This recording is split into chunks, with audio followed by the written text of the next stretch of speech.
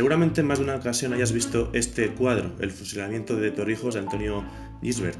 El objetivo de este vídeo es que cuando termines de verlo, lo veas con otros ojos, lo entiendas. Te aseguro que tiene muchos detalles, porque, entre otras cosas, es la obra cumbre de este autor. Y lo vamos a hacer analizando el contexto histórico, pero muy especialmente las características artísticas, junto a Laura Delgado. Ella es la Venus de Urbino en Instagram.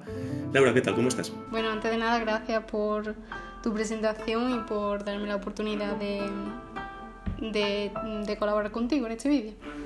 Encantadísimo de poder juntar historia a historia del arte. Entonces, si te parece, vamos a empezar hablando del autor de este cuadro. ¿Quién era Antonio Gisbert? Antonio Gisbert es un artista del siglo XIX que se forma en la academia, concretamente en la Real Academia de San Fernando, y después se traslada a Roma.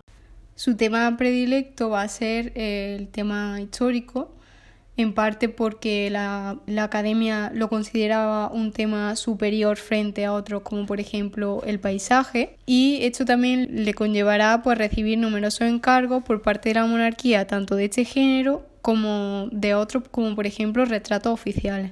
Eso es. Nos encontramos con que Antonio Gisbert tiene muchos cuadros de temática histórica, tiene retratos de al menos dos reyes godos, de Recesvinto y Juba I. En su pleno contemporáneo retrató al rey Amadeo I y también al general Serrano, por ejemplo. Y de temática histórica, aparte de este fusilamiento de Torrijos, podemos encontrar el desembarco de los puritanos en América, María de Molina presentando a su hijo a las Cortes de Castilla. Es un cuadro que está, de hecho, en el Congreso de los Diputados, en el hemiciclo. Y digamos, el cuadro, la obra con la que empezó a ser más conocido es La ejecución de los comuneros. Es un artista que tiene clara su posición política. De hecho, esta cuestión es la que le hace llegar a ser director del Museo del Prado, concretamente entre los años 1868 y 1873, y en este momento él ya había abandonado España, él se encontraba en París.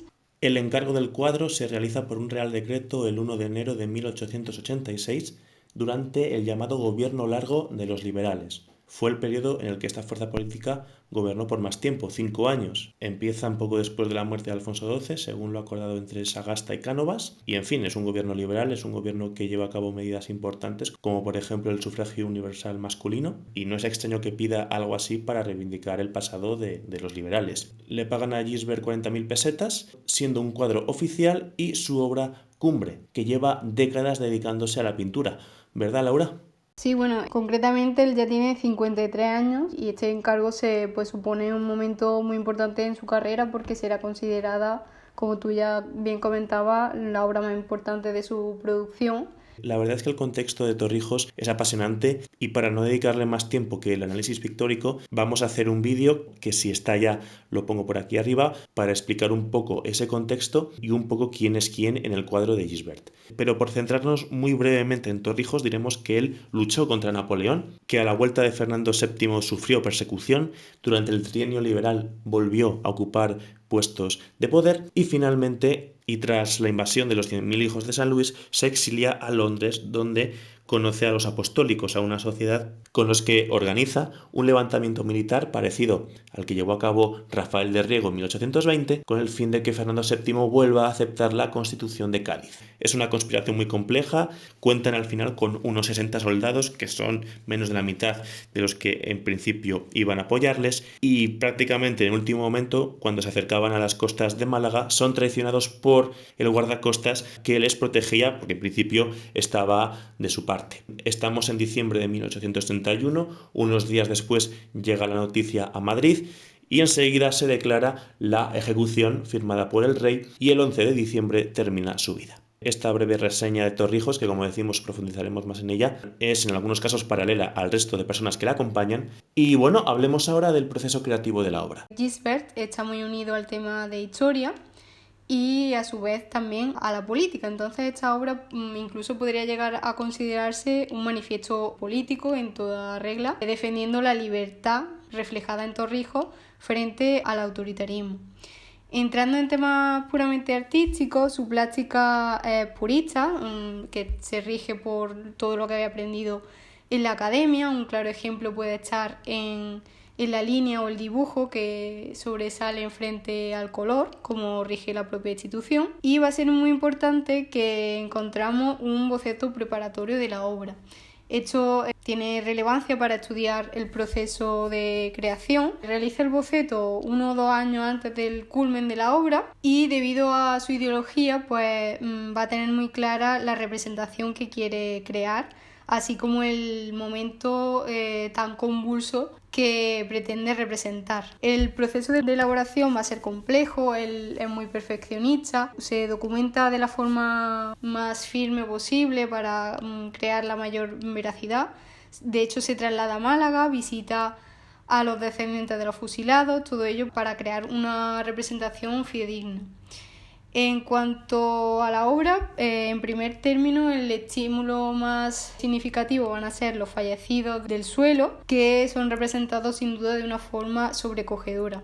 Esto nos puede recordar a otros artistas de tema histórico, como puede ser, por ejemplo, Goya y su famoso fusilamiento, pero Gisbert creo que logra incluso un momento más tenso y que logra un impacto visual bastante potente. Otros factores como pueden ser el color, que va a estar marcado por colores fríos, sobre todo colores grises en la escena, y los protagonistas o los personajes van a estar marcados por colores oscuros. En cuanto a composición, va a ser una composición simple, pero que al ser un momento tan tenso va a estar marcado por diferentes elementos. Por ejemplo, yo destacaría, pues eso, como nombraba ya, los fusilados. También los diferentes monjes que aparecen, que tapan los ojos de algunos de los hombres y que tienen relación con el convento que aparece al fondo. Por último, las propias reacciones que Gisbert refleja en los rostros de los que van a ser fusilados, ¿no? Está claro que en sus rostros se refleja que han visto morir a sus compañeros y que saben que su vida va a llegar a su fin. En definitiva, todo ello genera en la obra un gran dramatismo que puede parecer incluso emulado por el propio artista, pero lo que realmente impacta es que es un hecho real, un hecho histórico, y ahí radica su importancia. Y a modo de conclusión, el propio Museo del Prado le dedicó una exposición exclusiva, poco teniendo en cuenta el valor de la obra, y la tituló Una pintura para una nación, el fusilamiento de Torrijos, y permitía contextualizar esta obra junto con cartas reales de Torrijos, de retratos de los protagonistas, o incluso el boceto preparatorio que nombraba. Además, como malagueña, pues tengo que recordar que aquí en nuestra ciudad tenemos un monumento en el lugar en el que fueron enterrados y se les conmemora en señal de libertad con un obelisco. En base a una de las fuentes que hemos utilizado para hacer este vídeo, si tenemos en mente el triunfo de Baco, se puede comparar con la ejecución de los comunelos. Son dos composiciones más compactas, las figuras ocupan casi todo el espacio, no hay apenas atmósfera. Son dos obras, en fin, que cada artista hace más al comienzo de su carrera. Llegado el momento de las meninas, Velázquez domina esa destreza profesional, ahora aborda muy bien los espacios grandes, como es en ese caso la Sala del Alcázar de Madrid, y Gisbert, lo hemos dicho, es la obra cumbre de su carrera, domina la construcción del ambiente, en este caso, una playa. De hecho, ya que has mencionado a Goya, esta obra también se diferencia de los fusilamientos del 3 de mayo en eso, en que son los soldados franceses los que aparecían en primer término, y aquí todo el protagonismo va para los sentenciados. Los soldados, que son españoles en este caso, detrás, a su vez, la iglesia y el resto del paisaje. Quería enfatizar en algo que ya has comentado y son los personajes, los primeros planos, que no dejan de ser retratos. Se ve claramente esa perfección a la que quiere llegar Gisbert, ya que hace esa documentación tan profunda, visitando a los descendientes, trasladándose a Málaga. Todo eso se refleja en la obra y en ese saber, ¿no? Es como si todo su estudio previo a la obra lo llevase a realizar una creación muy realista, muy fidedigna, como si él mismo hubiese estado presente.